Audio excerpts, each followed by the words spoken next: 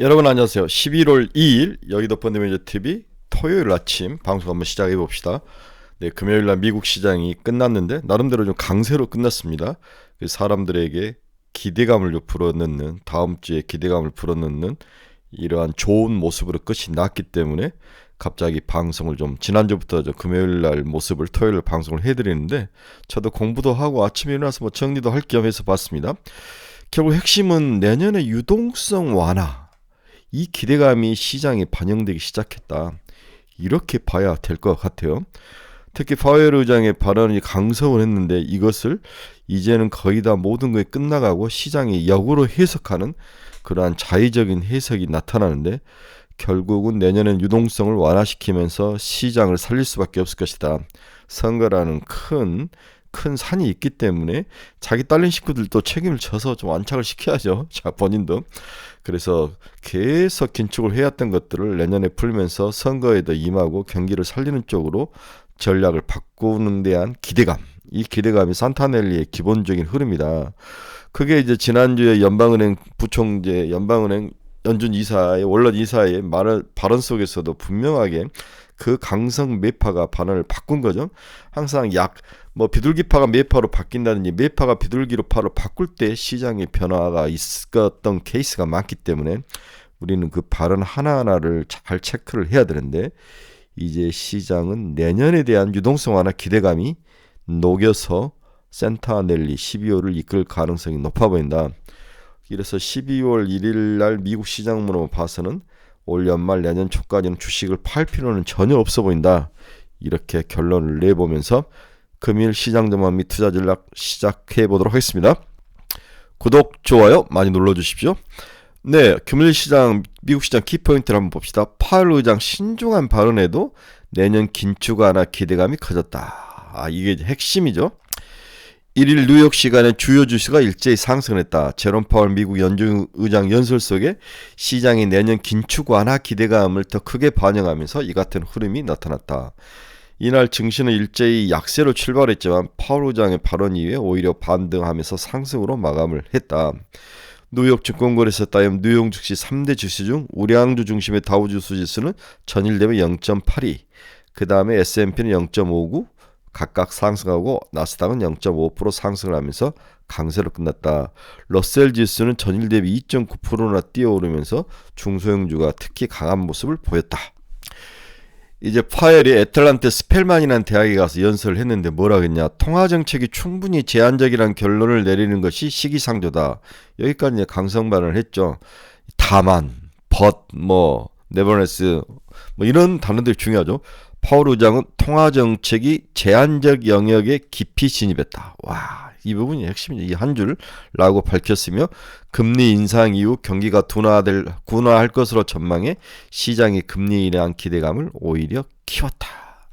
파월 의장의 신중한 발언도 시장에는 그의 발언을 비둘기적 통화 완화 정책으로 해석하면서 내년 정책 기조가 바뀔 수 있음에 배팅을 하기 시작했다.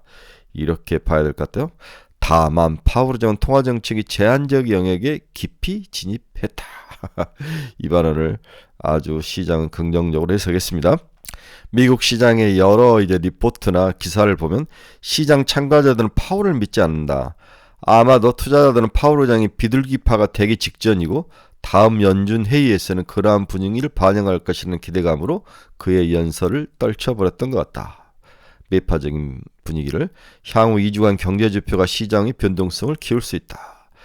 오늘 발표된 경제지표는 약했다. ISM 제조업지수는 46.7을 기록하면서 13개월 연속 50 미만을 기록했다. 2000년 8월부터 2002년 1월까지 위축세를 보인 이후 최장기 둔화세를 보이고 있다. 따라서 이러한 것들을 봤을 때 내년에는 경기에 대한 통화정책에 대해서 긴축으로 갈 수는 없는 상황이다라고 시장을 예상을 한 거죠. 그래서 결국 시장은 골디락스로 지금 연말을 해석을 하고 분석을 하고 기대를 감을 갖는 것 같아요.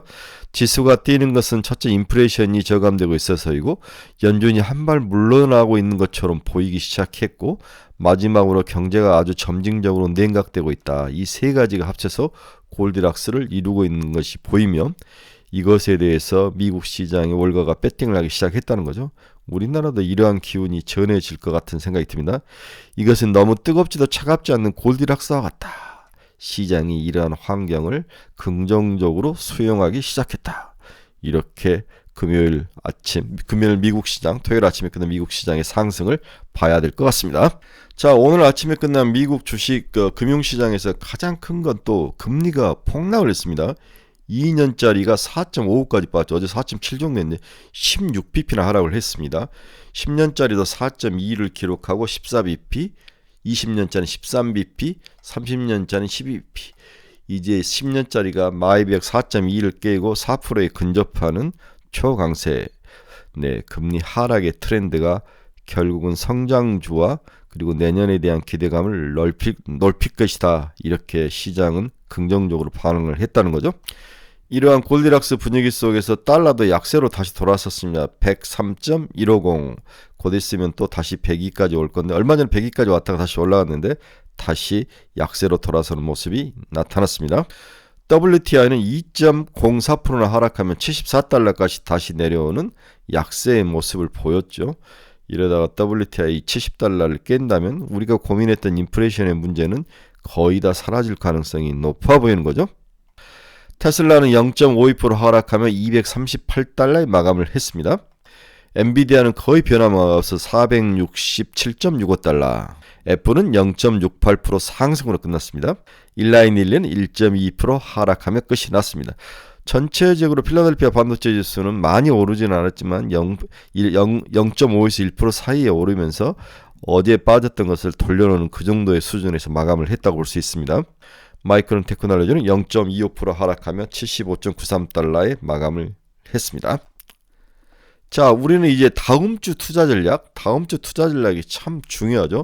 어떻게 우리가 시장을 볼 것인지, 특히 이제 지난 금요일 날 수출 데이터가 발표가 됐죠.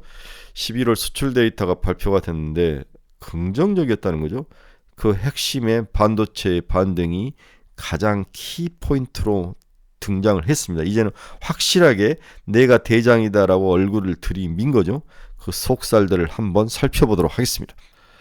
자, 12월 증시는 인터벌 러닝 글로벌 증시 강세가 지속되었다. 코스피는 2,500선에 안착을 했고 코스닥도 11월 한 달 동안 1.5% 상승하며 마감을 했다.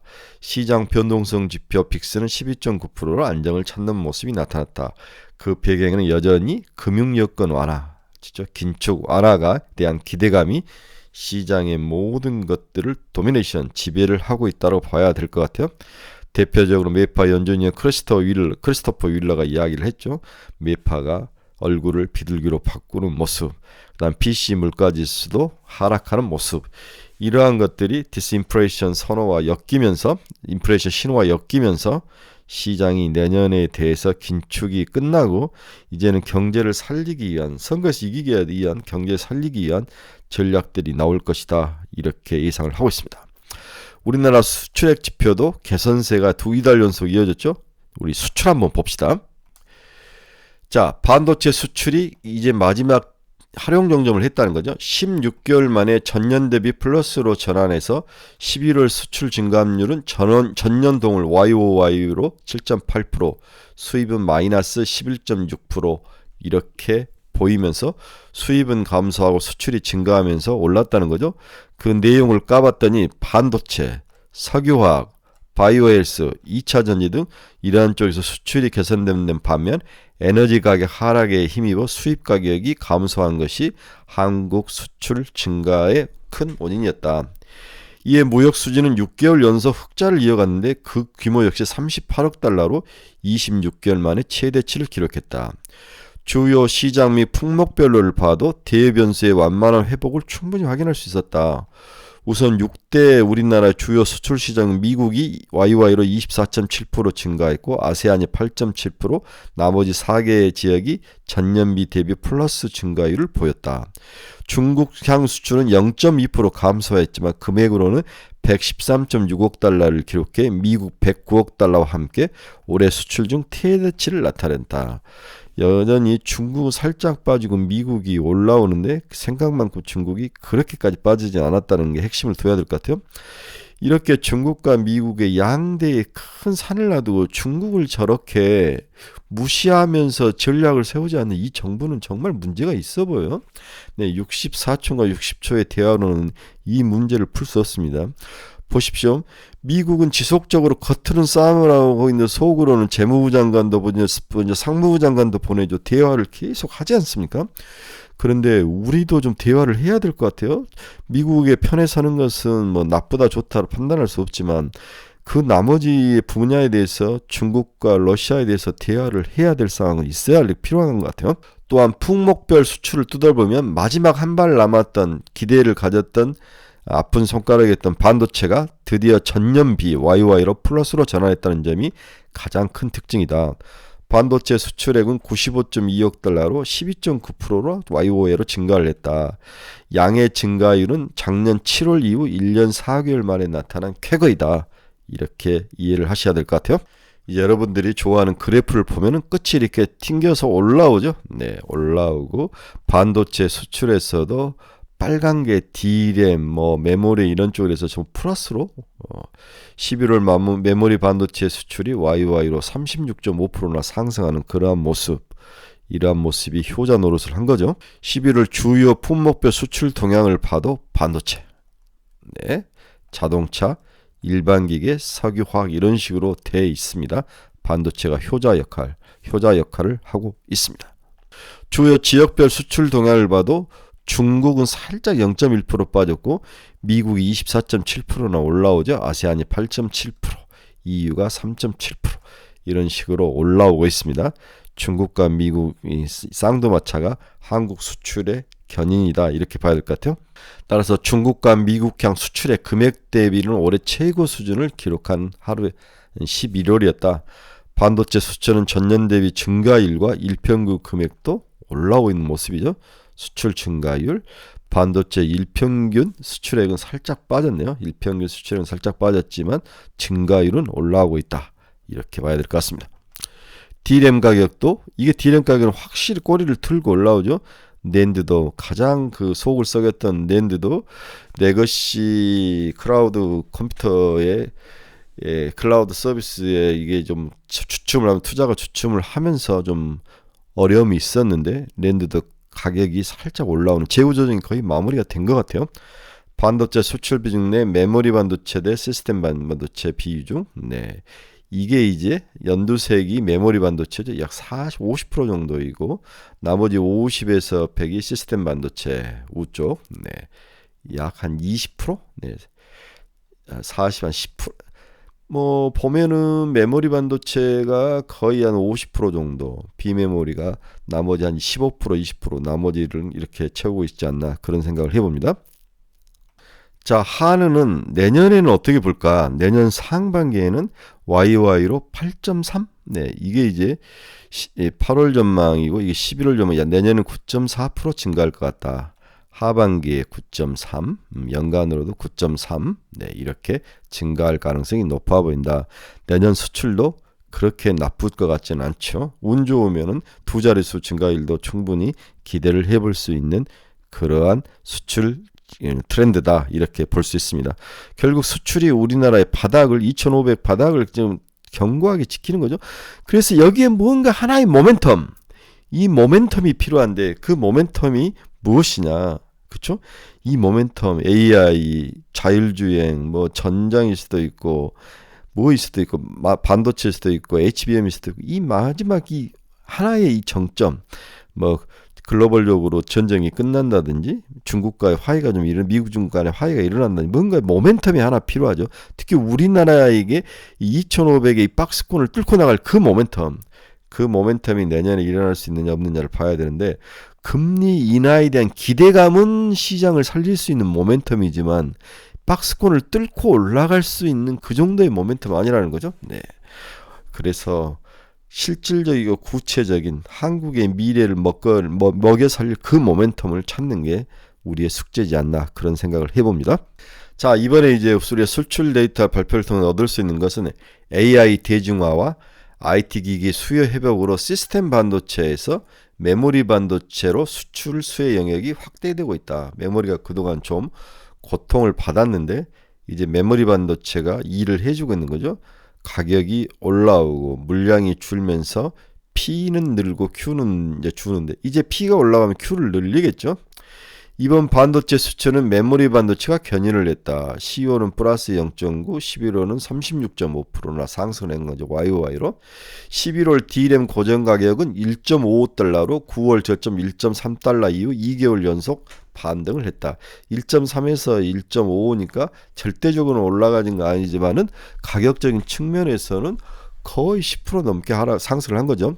수출 물량도 Q도 확대될 환경에 놓여 있다. 올해 AI 시장은 클라우드 서버 기반으로 메모리 반도체 수요 영역이 제한적이었다. 그 결과 메모리 반도체 수출 비중이 작년 평균 56%에서 올해 1월에서 10월 평균 49%까지 축소가 되었다. 전체 수출 비중에서 반도체 수출 비중에서 메모리가 56에서 49까지 줄어들었죠. 그러나 내년 AI 시장은 스마트폰, PC, 가전 등 온디바이스 AI로 대중화되면서 그 수혜 영역이 메모리 반도체로 확산될 것으로 전망이 되고 있다. 엔비디아가 이끈 메모리의 스페셜화, 메모리의 비메모리화가 제가 핵심이라고 여러 번 이야기를 했죠. 이제 대중으로 찍어내는 레거시가 아니라 각 회사마다 각각 자기들에게 필요한 고급 메모리 반도체의 시스템을 원하는 거죠. 네, 이게 메모리 반도체 핵심이다. 살아남는 자 3개 회사가 다 독점을 할 가능성이 높다. 일단 SK하이닉스가 앞서서 전력갖고 삼성전자가 그 뒤를 열심히 쫓아가고 있다. 내년에 두 회사가 이끌 그러한 호황에 대해서는 우리가 이미 선반영이 한 50%는 되긴 사실이에요. 선반영 50% 된 것을 인정을 하면서 시장이 연말에 오면서 11월에 좀 주춤을 했죠. 하지만 12월에는 내년에 대한 기대감, 이런 브라이트한 기대감이 반영이 되면서 다시 상승할 가능성이 높아 보인다는 거죠. 예컨대 휴대용 디지털 기기 부품으로 쓰이는 메모리 MCP는 반도체 수출 중 21.3%를 차지하며 D램 다음으로 덩치가 커졌다. MCP가 또 뭐냐? 이거 알아야 되죠. SoC 칩에 대한 SoC도 개념도 이해되고 코스도 이해를 해야 되고 최소한 MCP가 뭔지는 이해를 하셔야 됩니다. 자, 그러면 MC 칩이라는 게 뭐냐? MCP 칩이라는 게 뭐냐? 멀티 칩 패키지, 다중 칩 패키지라는 거죠. 다중 칩 패키지. MCP가 멀티 칩 패키지. 여러 개의 반도체 칩을 하나의 칩으로 묶은 반도체다. MCP 칩은 멀티 칩 패키지의 약자로 2개 이상의 반도체 칩을 적층해 하나의 패키지로 만드는 기술을 말한다. 즉 겉으로 보면 한 개의 반도체처럼 보이지만 그 속에는 여러 개의 칩들이 들어있다. 예를 들면 햄버거처럼 고기, 치즈, 야채 등 필요한 내용물들을 층층이 쌓아 한 입에 먹기 편리하게 만든 것 같은 그러한 이치이다. MCP 칩은 과거 개별 반도체를 평면적으로 여러 개 장착하는 것과는 달리 모두 위로 쌓아 올림으로써 칩의 탑재 공간을 줄이는 것이다. 이처럼 MCP 칩 기술은 좁은 공간에 많은 기능을 넣을 수 있기 때문에 스마트폰, 태블릿 PC 등 휴대용 기기에는 꼭 필요한 그러한 패키지 능력, 퀄리티 기술이라는 거죠. 하지만 하나의 칩 두께가 1.4나노로 국제규격이 정해져 있기 때문에 다양한 칩 기술로 하나의 칩 두께를 줄여야 되는 그런 과제를 안고는 있습니다. 이걸 제일 잘하는 게 TSMC이고 그 다음에 삼성전자, SK하이닉스인데 우리나라는 항상 쫓아가면 제일 잘하죠. 네, 1등을 제일 잘하는 게 아니라 쫓아가면 제일 잘합니다. 내년에는 이러한 MCP 칩에 Q가 늘면서 새로운 먹거리로 장착을 할 가능성. 이게 결국 메모리 반도체의 비메모리화라고 볼 수 있는 거죠. 어제 이제 장 끝나고 에코프로 BM하고 삼성 SDI가 난리가 났죠. 네, 43조의 물량을 받았다. NCA 소재 공급 계약을 체결했다는 뉴스가 시장에 뜨기 시작했죠. 삼성 SDI는 BMW, 폭스바겐, 스텔란티스 옛날 부저 자동차 있지 않습니까? 이걸 주요 고객사로 두고 있는데 BMW하고 폭스바겐이 1위인데 BMW 물량일 확률이 개인적으로는 좀 높아 보이는 것 같아요. 에코프로 BM이 삼성 SDI의 2차 전지용 하이니켈계의 니켈, 코발트, 알루미늄, NCA 양극재 소재를 공급하기로 했다. 공시에 따르면 에코프로 BM은 이날 삼성 SDI와 하이니켈계 NCA 양극재 소재 중장기 공급 계약을 체결했다고 공시를 했죠. 수주 금액은 5년 동안 43조 8천억, 한 1년에 한 8천억 정도이다. 다만 거래 기간이 도래한 이후 실제 거래에 적용될 판매 단가는 해당 시점에 원재료 니켈, 코발트, 리튬 시세를 적용해 결정하기로 했다. 따라서 판매 단가는 주기적으로 조정을 한다. 뒤집어 보면은 소재 가격이 상승을 한다면 이 두 회사는 노대기가 난다. 특히 에코프로 BM에서는 노대기가 날 가능성이 높아 보이는 거죠. 그래서 지금 니켈 가격이 바닥을 치고 있는데 내년에 살짝 상승해서만 올라온다면 에코프로 BM, 에코프로 머티리얼즈는 지금보다도 주가가 훨씬 더 많이 상승할 가능성이 있다고 그렇게 봐야 될 것 같아요. 특히 이번에는 삼성 에시다의 헝가리 공장에 공급을 한다는 거죠. 에코프로그램이 헝가리의 데브레첸의 건설직인 에코프로 글로벌 헝가리 사업장이 여기에 물량을 댈 것으로 보이고 있습니다. 따라서 이 공장은 에코프로 비엔, 에코프로 이노베이션, 에코프로 AP 등 관련 계열사들과 함께 3,827억을 투자를 한 거죠. 지난 4월에 착공해서 25년에 양산에 들어갈 예정입니다. 이 물량이 이렇게 들어갈 가능성이 있습니다. 이 계약으로 에코프로는 장기 성장을 위한 발판을 확실히 마련을 한 것 같아요. 네. 에코프로는 2011년부터 삼성 에시다의 양극재를 납품하면서 사세를 키워왔죠. 두 회사가 친하게 된 거죠. 양극재 지선 에코프로 BM, 삼성 에시다의 합작사 에코프로 EM 등을 통해 삼성 에시다의 글로벌 공장에 NCA 양극재를 공급하고 있습니다. 삼성 에시다에 수주한 양극재만 누적으로 에코프로 BM이 20만 톤에 달할 정도로 삼성과의 관계가 아주 좋다 이렇게 볼 수 있습니다. 네, 주말 아침 주저줄줄 이야기를 했습니다. 파웰의 발언을 긍정적으로 해석하는 시장 분위기, 양적 완화, 내년에 경기가 안 좋을 것을 대비해서 금리를 생각보다도 우리 5월 예상하는데 더 빠르게 내릴 수도 있다. 뭐 이런 가능성. 시장은 연말을 놔두고 전형적인 골드락스에 들어왔다. 이게 시장을 올릴 핵심일 것이다. 한국 시장도 여기에 대해 수혜를 받을 것이다. 수출이 너무 좋다. 그중에서 반도체가 시장의 리딩으로 나왔다. 특히 D램 가격이 돌면서 D램이 시장의 리딩 역할을 하고 있다. 다음에 에코프로 BM에 대해서 수주가 물량이 나와서 양수 겸장으로 2차 전지와 함께 시장을 이끌고 갈 가능성도 높아 보인다. 이렇게 금요일 시장에 대한 미국 시장에 대한 정리를 토요일 아침에 저희가 간단히 해드렸습니다. 네, 여러분 즐거운 주말입니다. 이제 시장은 있고 공장 돌아가는 건 잊어버리고 좀 편히 쉬시고 가족들과 또 운동도 하시면서 건강도 지키고 저 목소리가 좀 갔죠. 이제 감기에서 좀 많이 나아가는데 목소리만 좀 갈라지는 그런 모습이 있더라고요. 여러분도 건강에 주의하시기 바랍니다. 내일 저녁에 다음 주 전망은 주는 연말에 우리가 뭘 사야 할 것인가 이 종목을 좀 몇 종목 한 5종목이나 10종목을 종목 위주로 여러분들의 현실적인 대안을 좀 마련을 해드리도록 하겠습니다. 여러분 감사합니다. 주말 잘 보내십시오.